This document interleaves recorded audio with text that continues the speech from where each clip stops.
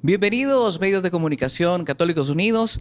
El día de hoy estamos en este gran espacio Artesano de la Paz dedicado a Monseñor Arturo Rivera Damas, quien también ha jugado y jugó un papel importante, protagónico en la historia de la Iglesia en El Salvador. Y por hoy estamos reflexionando la cuarta carta o la cuarta exhortación pastoral referente a la Peregrinando con María hacia el año 2000. Así se titula, Peregrinando con María hacia el año 2000. En esta ocasión y en el séptimo conversatorio, pues tenemos la dicha de contar con el padre José María Tojeira, sacerdote jesuita, el padre Héctor Pinto, quien es sacerdote diocesano y que tiene también la responsabilidad de formar en un seminario en el cual también hablamos temas de Mariología. Qué gusto tenerles, bienvenidos.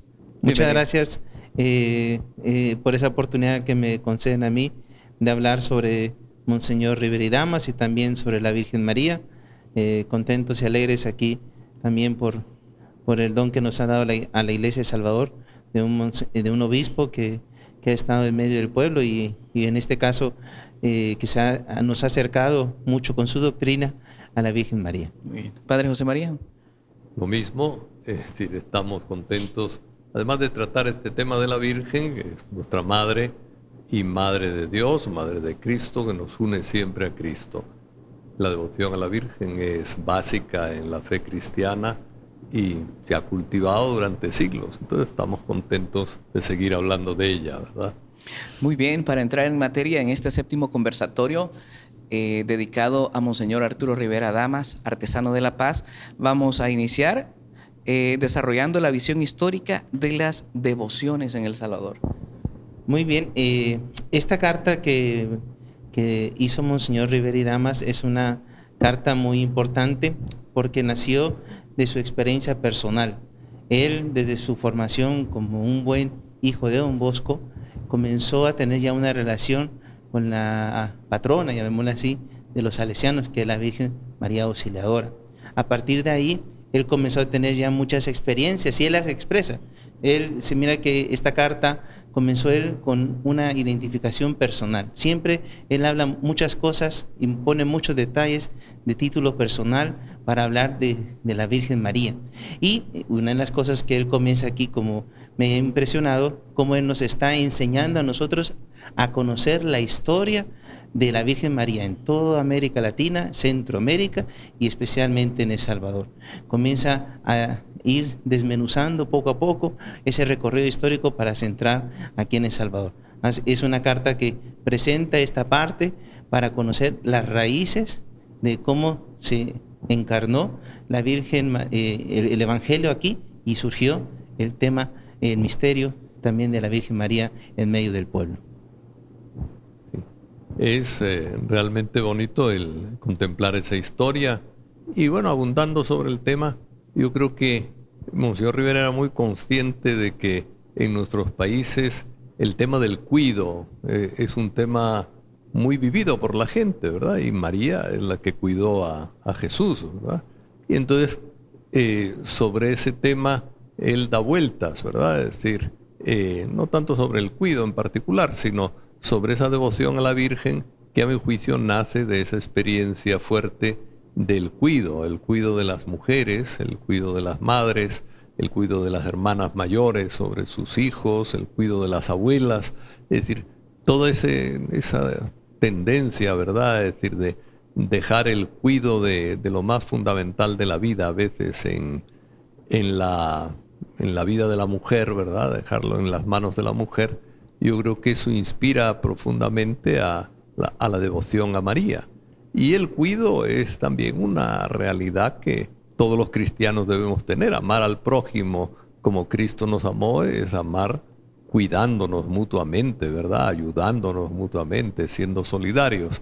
Entonces, yo creo que Monseñor parte un poco de esa experiencia profunda del latinoamericano con respecto al cuidado y a la Virgen en particular, como Madre nuestra, como cuidadora nuestra a lo largo de la vida, ¿verdad? Es decir, para mí es muy profundo, ¿verdad? El sentir devoción a la Virgen y que Monseñor Rivera nos haya ayudado desde su devoción, como explicaba el padre, de buen salesiano, ¿verdad? Él en las cartas hablaba muy en serio, a veces en el trato personal bromeaba un poco, ¿verdad? Decía, sí, ustedes con esta devoción está bien, pero a mí que no me quiten la María Auxiliadora. Decía siempre, porque era muy simpático, ¿verdad? Pero realmente lo que había era una devoción en él muy profunda, ¿verdad? Y que trataba un poco de reflexionar sobre las raíces de esa devoción en nuestro pueblo. Entonces, es una carta bonita esta realmente. Una devoción que como católicos acá, con la historia, todos los grandes acontecimientos que se ha vivido, que hemos vivido, nos van marcando un antes, un durante y un después. Ahora, la visión de Monseñor Arturo Rivera cuando habla de peregrinando con María hacia el año 2000, es decir, imagínense, el 30 de septiembre de 1988 fue publicada, y la visión de él para tener claro que la Virgen María tiene y debe de siempre acompañar. Ahora, hablemos un poco acerca de las advocaciones marianas en El Salvador, por lo menos de las que más vivimos. Una de las principales que aquí hay en El Salvador y que tenemos nosotros es lo que es el santuario de la Virgen de Guadalupe. Y Monseñor lo subraya, que es muy importante, como decía el padre Tojeira, de que María es una que cuida. Como le dijo a San Juan Diego, aquí, mira, yo aquí estoy, que soy tu madre. Y es bien importante esto, porque las advocaciones comienzan aquí a surgir, porque en Centroamérica, cuando comenzó la evangelización y la venida de los españoles, ya se escuchaba lo que había sucedido en México. Y poco a poco este amor de la Virgen María al pueblo mexicano comenzó a llegar poco a poco aquí a El Salvador. Y por eso una de las primeritas advocaciones que comenzaron a surgir fue esta de la Virgen de Guadalupe en todo el pueblo nuevo que se estaba ahí evangelizando. Y posteriormente, pues, ya es la venida de los franciscanos, ¿sí? Los franciscanos comenzaron a traer una parte de lo que es la Virgen de la Inmaculada Concepción, ¿sí?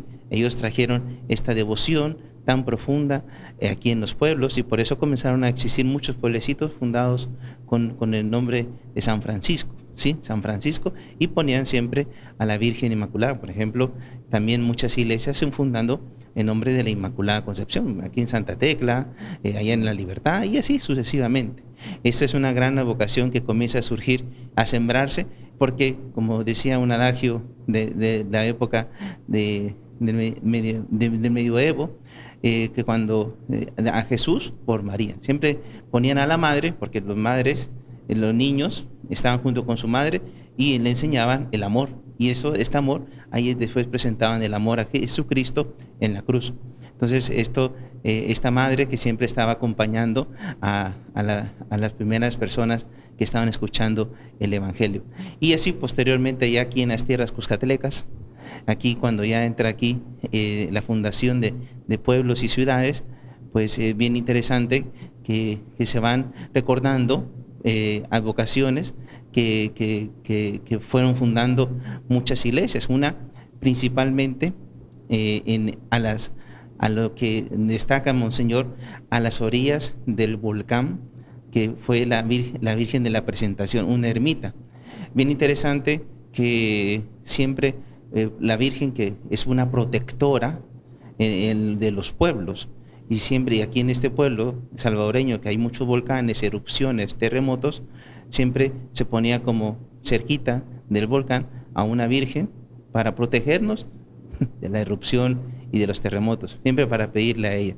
Así comenzó estas raíces de la evangelización, y también a través de otras congregaciones que nos visitaron.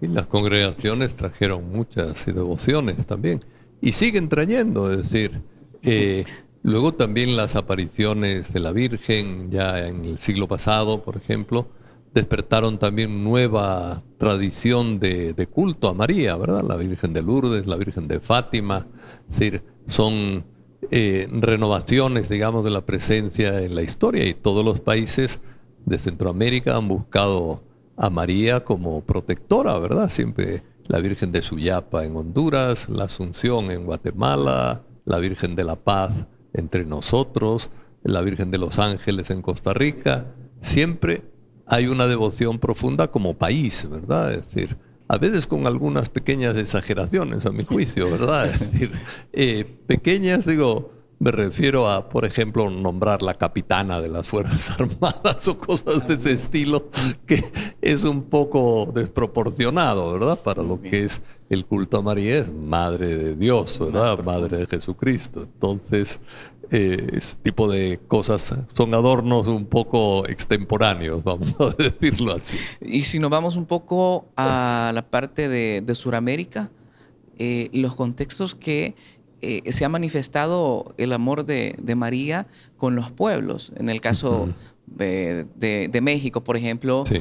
De la Virgen de Guadalupe, el contexto, nos vamos para Brasil, para Nuestra Señora de Aparecida o en Luján, con estas advocaciones que han marcado y se identifican. Por ejemplo, para decir El Salvador, Nuestra Señora de la Paz. Ya está que Latinoamérica nos conoce como con la advocación de Nuestra Señora de la Paz.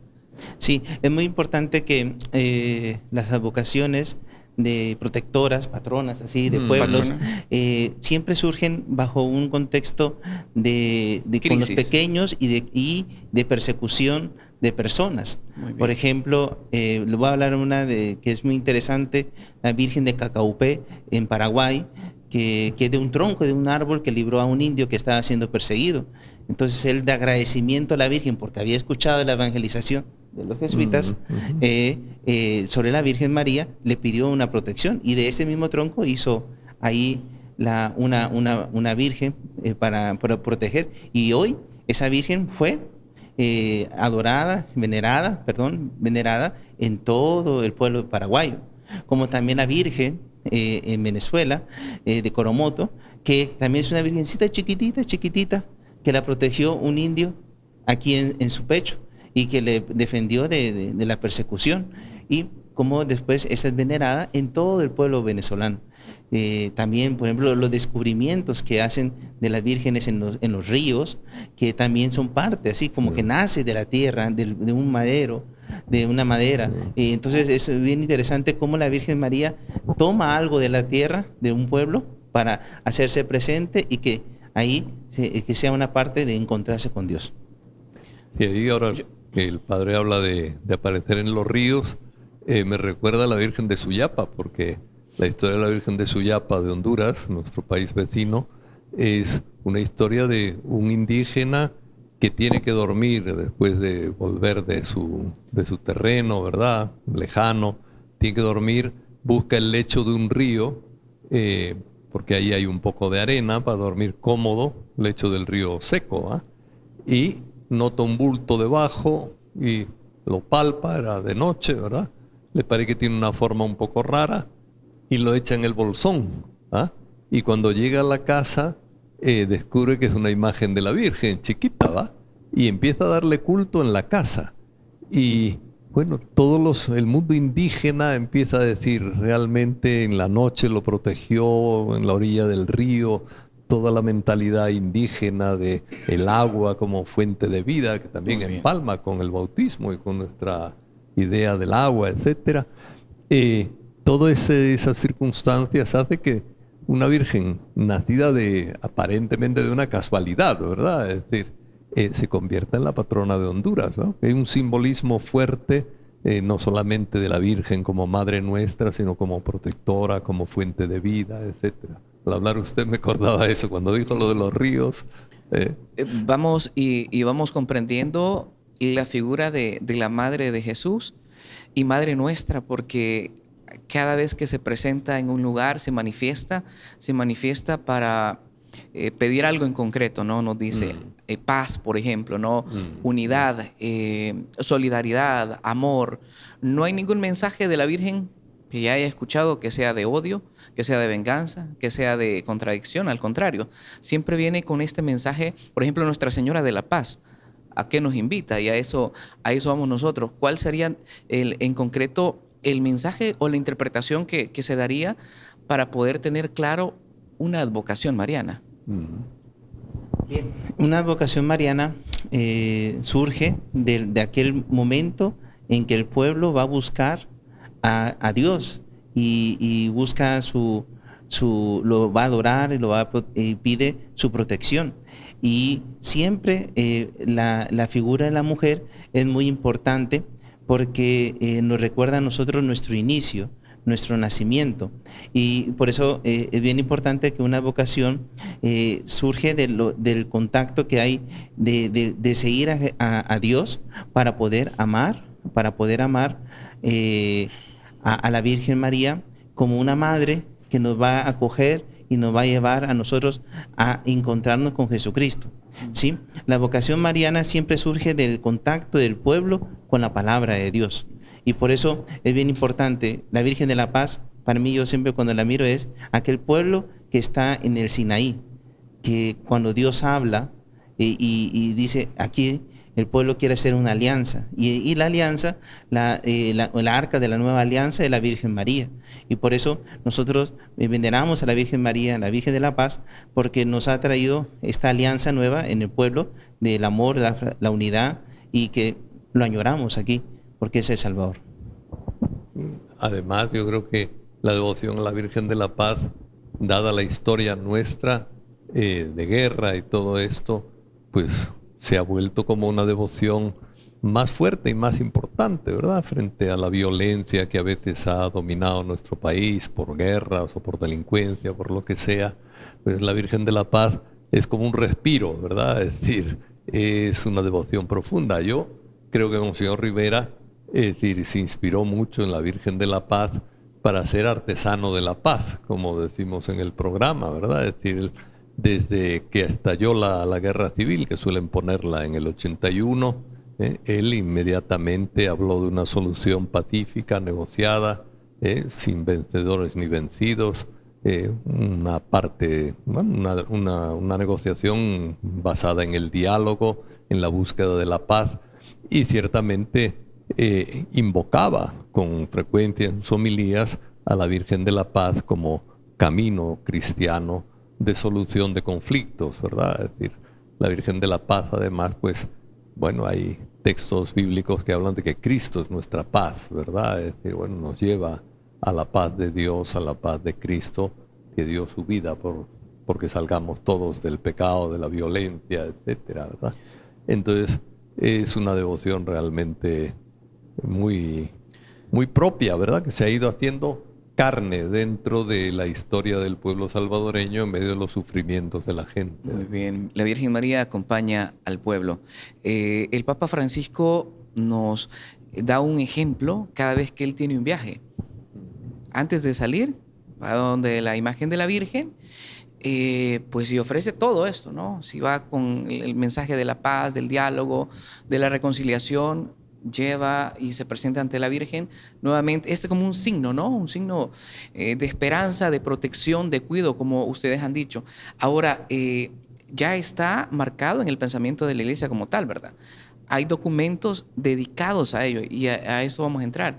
El siglo XX ha sido marcado mucho por la Mariología, en donde también San Juan Pablo II marcó mucho tener un evento a magnitud, escribir sobre la Virgen María un poco más serio, ¿no? Como los papas anteriores que han dejado documento y que nosotros tenemos que tener como un auténtico sentido, ¿no? Una devoción más allá de la devoción, ¿verdad? No, rezar por rezar no tiene sentido, ¿no? Que esta oración, como decía Monseñor Arturo Rivera Damas, pues sea profunda, ¿no? Y la devoción a María, pues va a ser más profunda. ¿Qué podemos decir al respecto de este siglo XX marcado por la Mariología? Bien, es muy importante que se le hable el siglo de la Mariología, que comienza desde el año 1854, cuando se proclamó el dogma de la Inmaculada Concepción.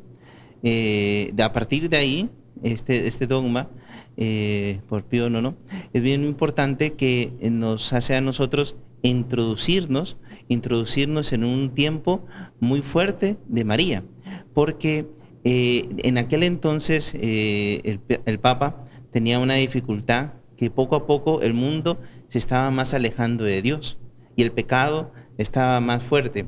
Habían grandes pensadores, grandes filósofos en aquella época y estaban poniendo al hombre más en el centro que a Dios. Entonces, a partir de ahí comenzaron mucha fuerza lo que es el rosario. El Papa escribió mucho sobre el rosario. Después comenzaron una fuerza también de la propagación de lo que era los estudios bíblicos, sobre los estudios patrísticos, que estaban invitando a una renovación y un nuevo espíritu dentro de la Virgen María, el ecumenismo, también un diálogo interreligioso, etcétera. Y también después, poco a poco, comenzó a surgir otra situación en el mundo que también fue marcando mucho a la Iglesia y también buscando también dar una respuesta de fe a través, ya al llegar al dogma de la Asunción de la Virgen María, que comenzaron a surgir la Primera y la Segunda Guerra Mundial, que fue marcando mucho ese periodo. Y ahí, en ese contexto, pues también se llega a la proclamación, y en el año 1950 pues se proclama la Asunción. Entonces se le llama un siglo sobre la Virgen María, en el cual los dos dogmas vienen a hablar sobre un hombre nuevo, hay que crearlo con la gracia de Dios para prepararlo para la vida eterna, porque el mundo está poco a poco armándose y destruyéndose, y está destruyendo al hombre en guerras y después con otras mentalidades que hoy nos llegan a nosotros también.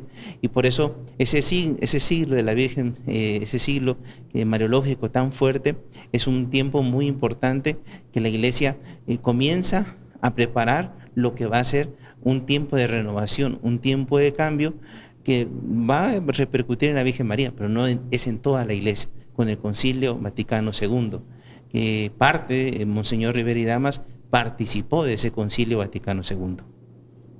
Sí, yo creo que la culminación de esa devoción se tiene en el Concilio Vaticano II, que empieza ya a verse a María como Madre de la Iglesia, precisamente por su dimensión de cercanía con Dios, Inmaculada Concepción, por su cercanía con el futuro de Dios en la Asunción, es decir, precisamente por esa cercanía, es decir, la Iglesia acaba viéndola como Madre de la Iglesia, ¿verdad? Es decir, y no en el concilio en parte, pero sobre todo el Papa Pablo VI la proclamó solemnemente Madre de la Iglesia, ¿verdad? Es decir, de un modo fuerte, etcétera.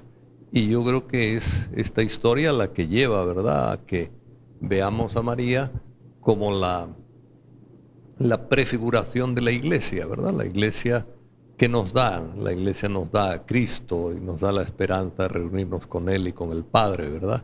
Entonces María, Inmaculada Concepción, es decir, unida profundamente a Cristo como carne y sangre, ¿verdad?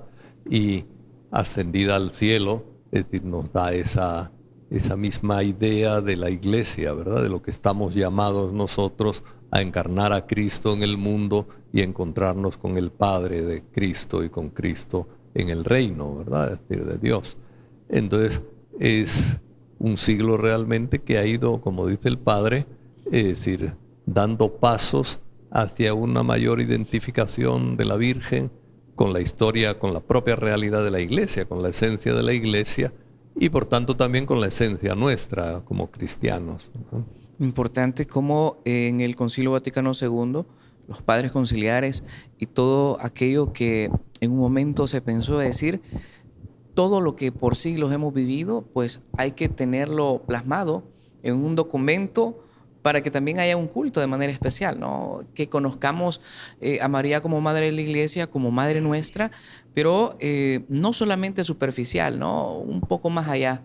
Vamos conociendo a María de una manera profunda. El Concilio Vaticano II tiene texto sobre ello, y un texto serio, ¿verdad? Que se habla de ello, aparte de las cartas o de las encíclicas de Papa Pablo VI, de San Juan Pablo II, que nos viene a recordar la protección de María, el amor de María, pero también el acompañamiento que María tuvo con Jesús.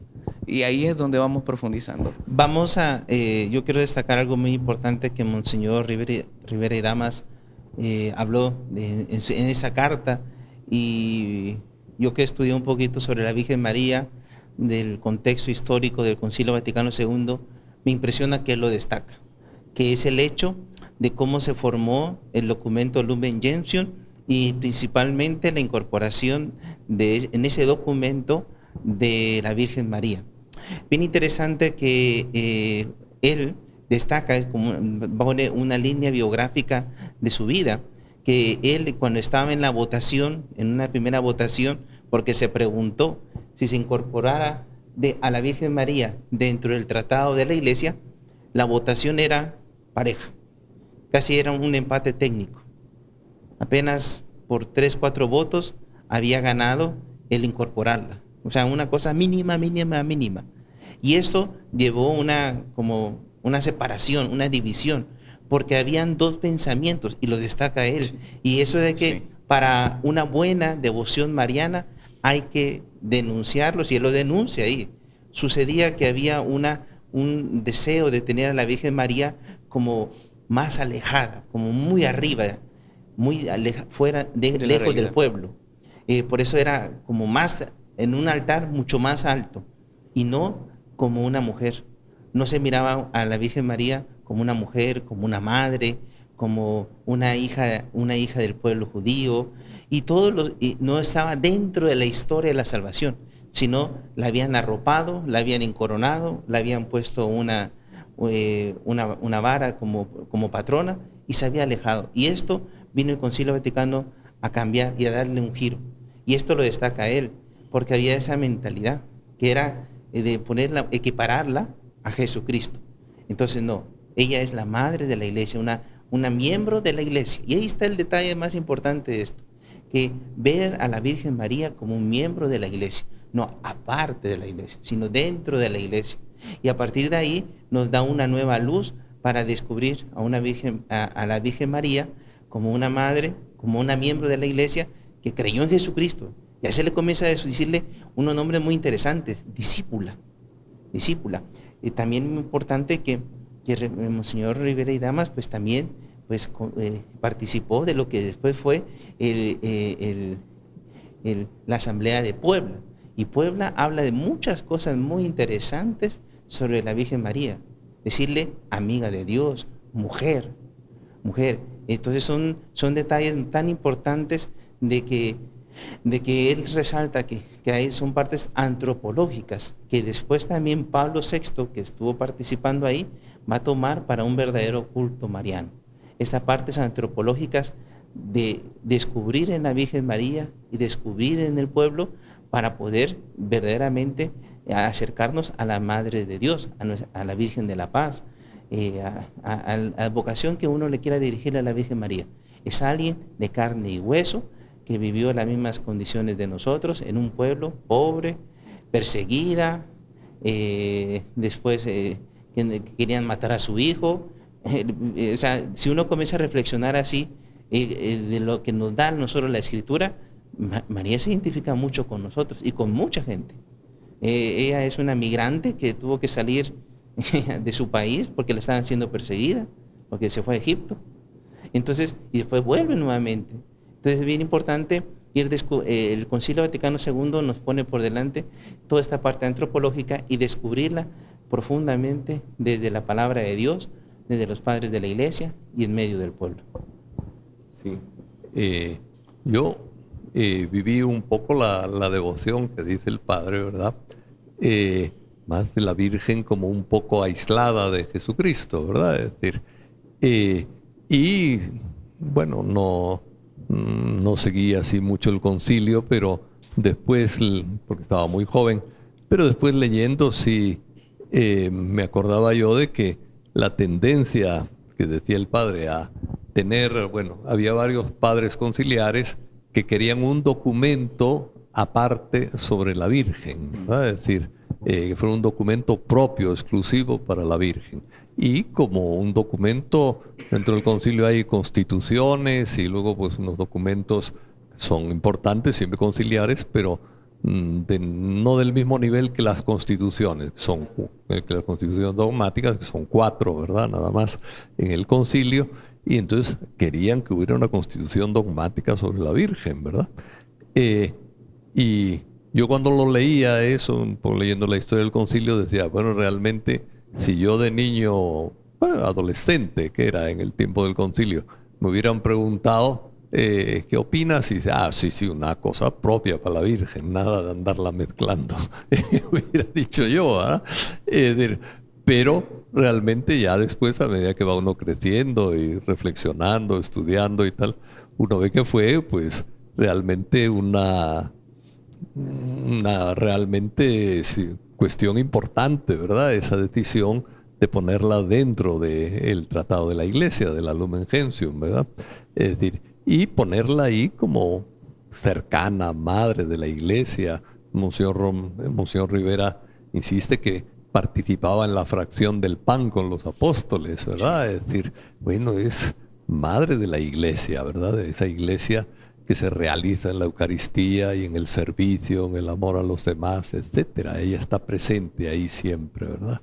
Entonces, sí, yo creo que el paso del concilio de ponerla dentro de la Constitución sobre la Iglesia es muy, muy importante para fomentar la verdadera devoción o la devoción más profunda a la Virgen, ¿verdad? Es decir, en su cercanía humana a nosotros, ¿verdad?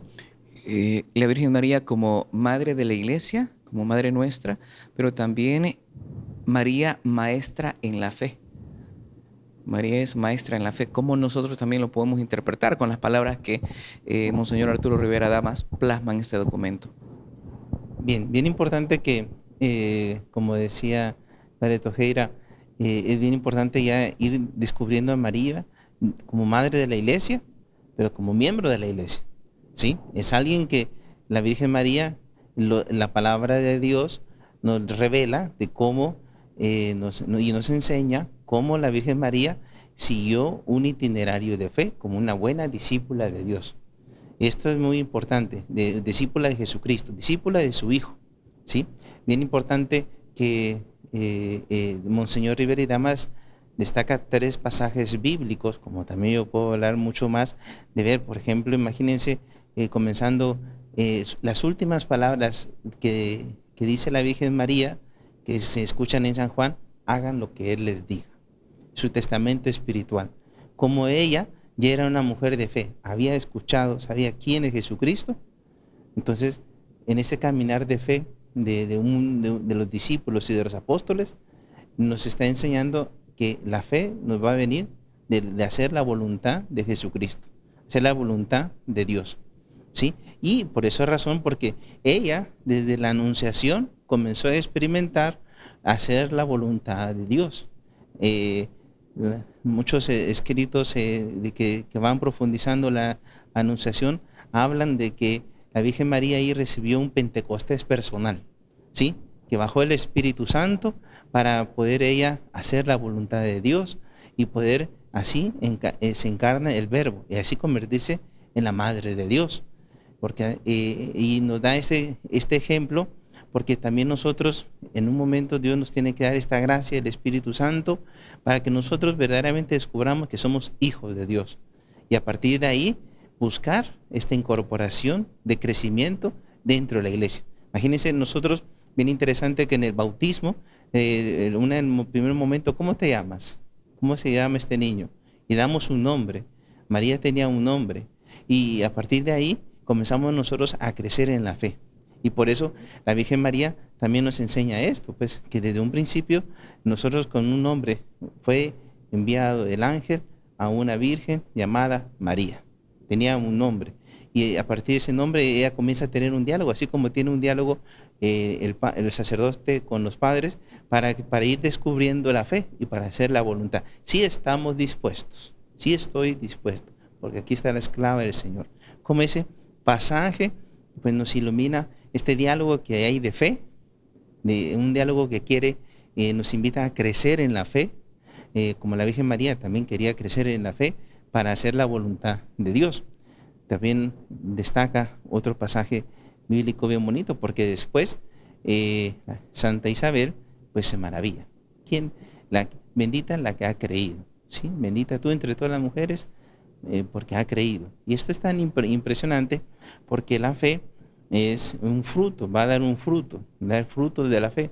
Y este fruto que llevaba la Virgen María era Jesucristo, porque ella se alegró en su vientre también.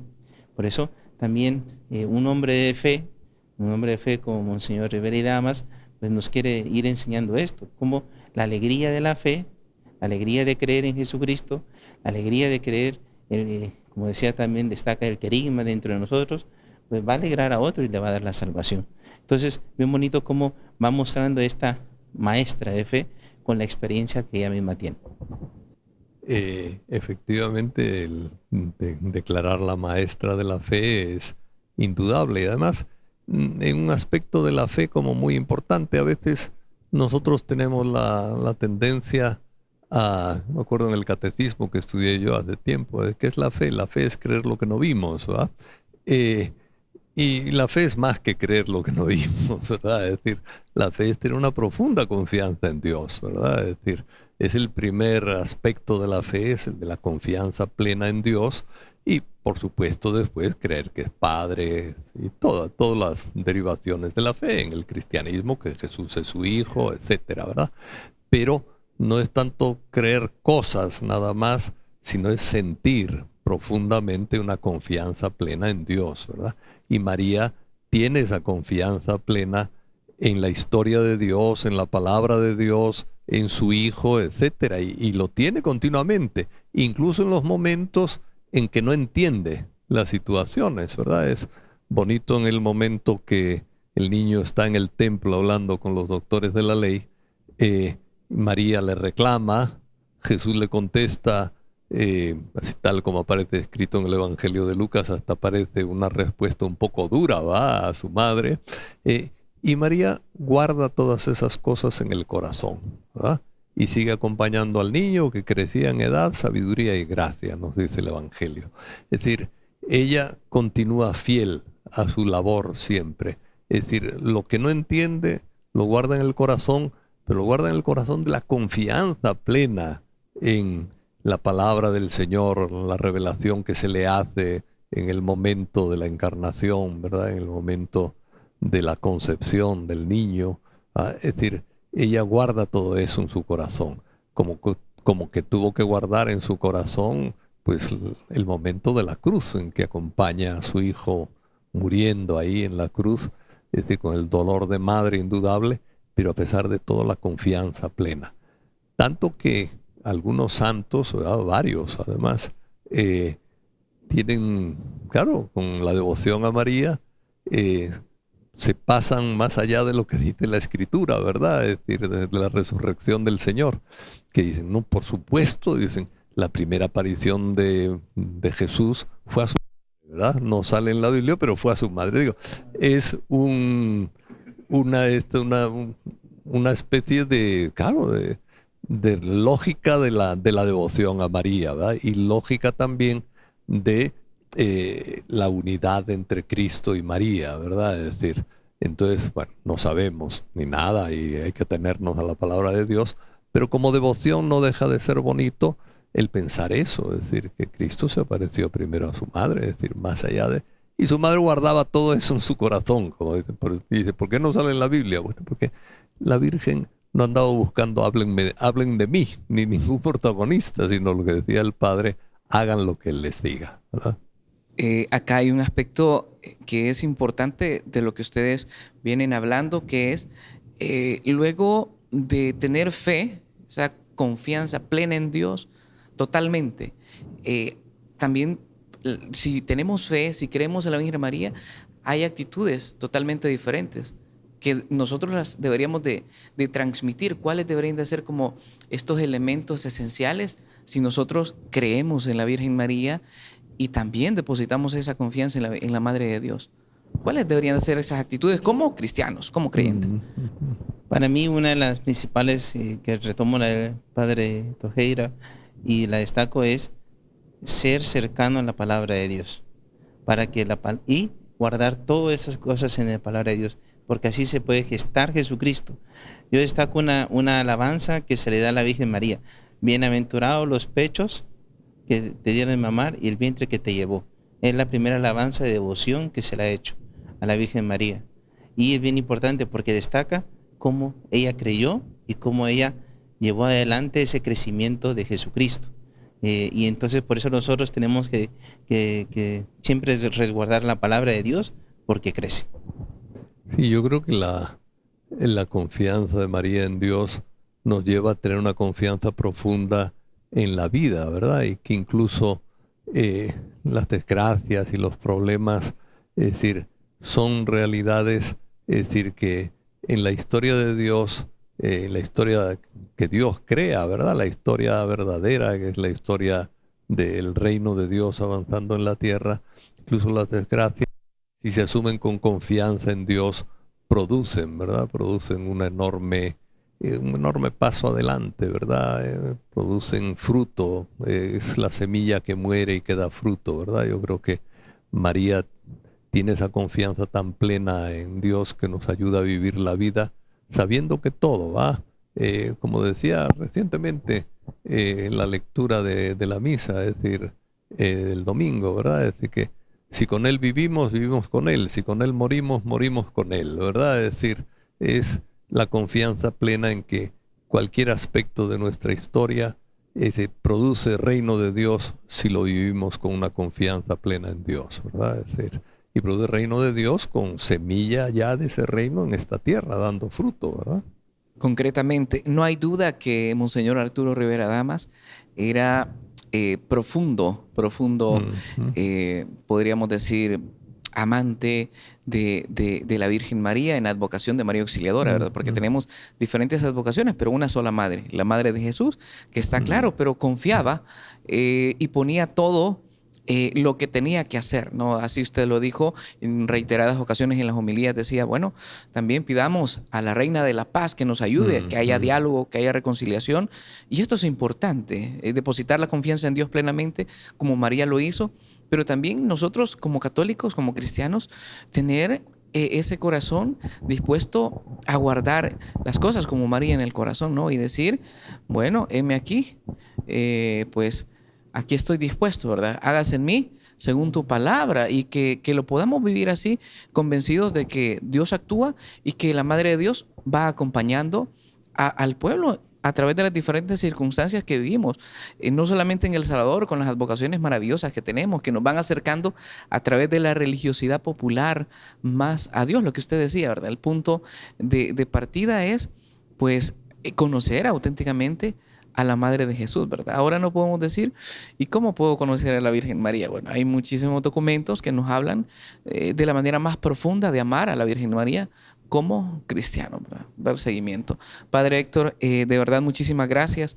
por acompañarnos, Padre José María Tojeira. Hemos estado conversando sobre la cuarta exhortación pastoral de Monseñor Arturo Rivera Damas, titulada Peregrinando con María hacia el año 2000. Esto fue publicado el 30 de septiembre de 1988 y que ahora estamos pues hablando un poco, reflexionando acerca de estas palabras o interpretándolas para que conozcamos un poco del artesano de la paz que ha dejado a través de estos documentos poca letra, pero esencial, ¿no?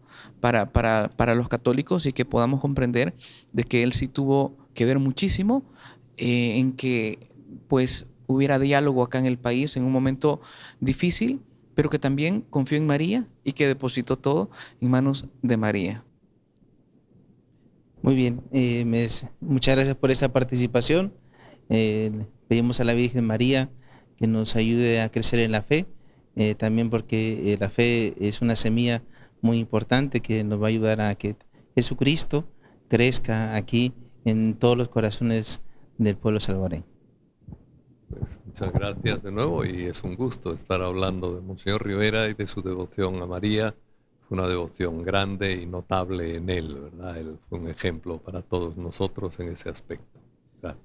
Hemos finalizado el séptimo conversatorio de la exhortación pastoral Peregrinando con María hacia el año 2000. Les esperamos en una próxima porque vamos a seguir abordando esta cuarta exhortación pastoral que nos habla de la Virgen María. Si usted tiene material o cartas encíclicas, a leerlas, se ha dicho, porque vamos a seguir reflexionando acerca de este documento tan importante que Monseñor Arturo Rivera Damas ha dejado para la iglesia y para el mundo, para todos aquellos que queremos conocer un poco más de la vida y obra y sobre todo la intercesión de la Virgen María.